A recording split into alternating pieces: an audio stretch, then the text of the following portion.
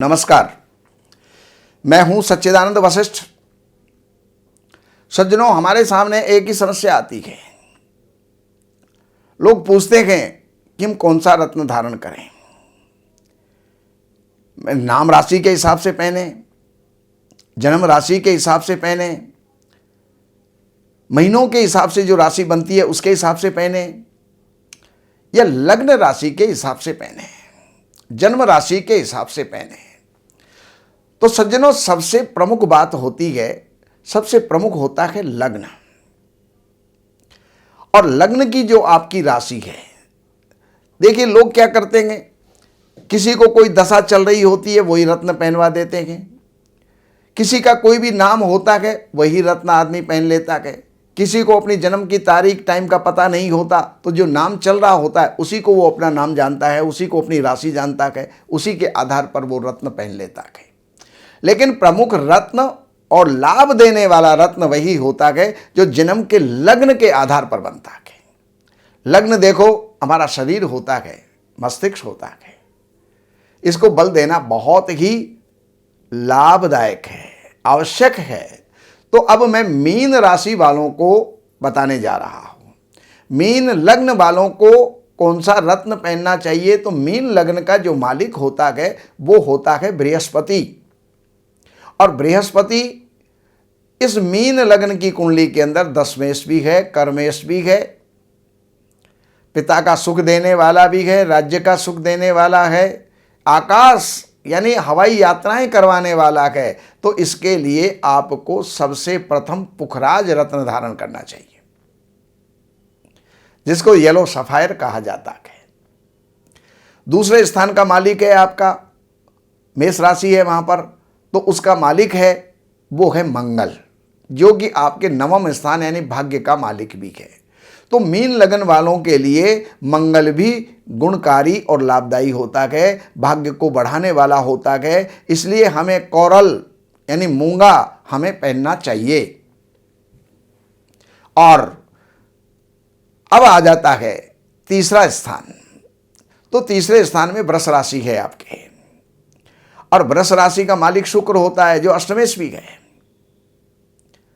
तीसरा स्थान पापी स्थान होता है, अष्टम स्थान भी शुभ नहीं होता। तो शुक्र आपकी कुंडली के अंदर पापी बन जाता है।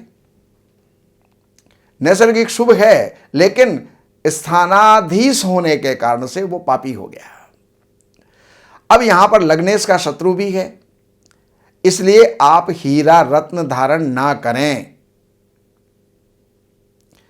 चौथे स्थान का मालिक है आपके मिथुन राशि आती है, जिसका मालिक बुध है जो सप्तमेश भी है।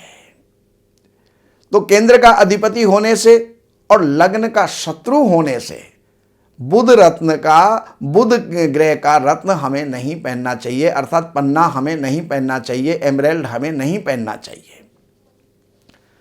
पांचवा स्थान है जहां पर कर्क राशि है, उसका मालिक है चंद्रमा।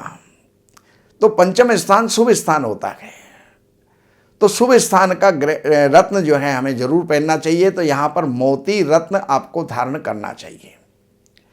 अब मोती भी कई जगह के आते थे।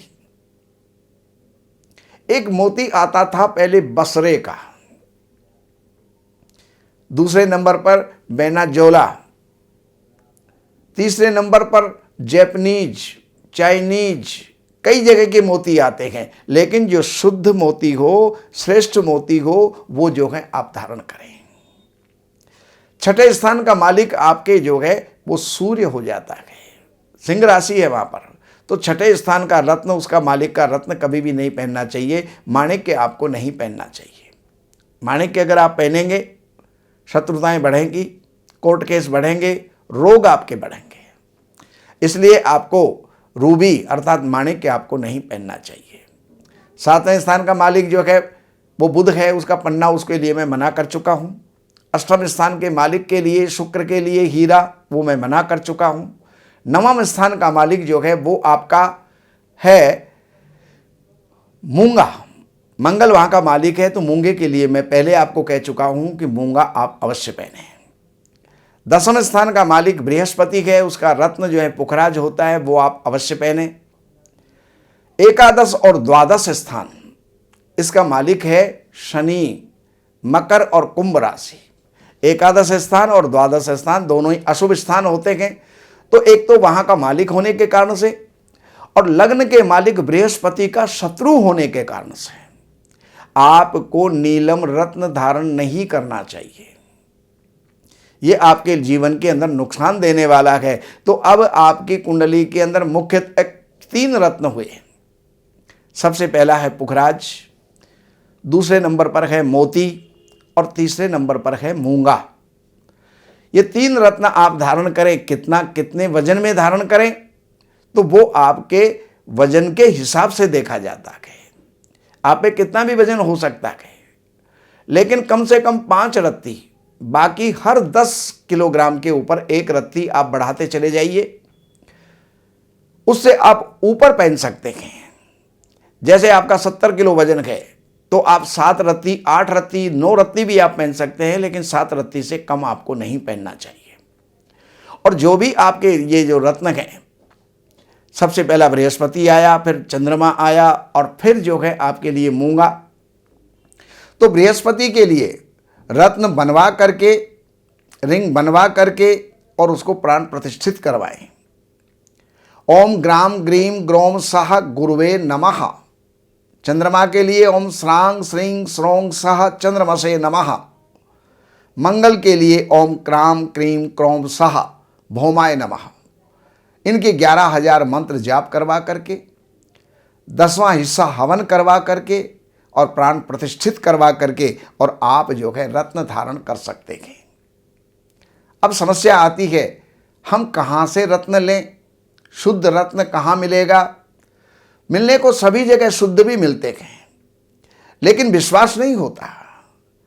इसलिए आप इन नंबरों के ऊपर आप संपर्क करके हमारे संस्थान से लैब टेस्टेड गारंटी पत्र के साथ शुद्ध रत्न आप प्राप्त कर सकते हैं, जिसको दुनिया के अंदर कहीं भी आप टेस्ट करवा सकते हैं। उनको धारण करके जीवन में आप लाभ प्राप्त कर सकते हैं, उन्नति प्राप्त कर सकते हैं, सुख प्राप्त कर सकते हैं। नमस्कार।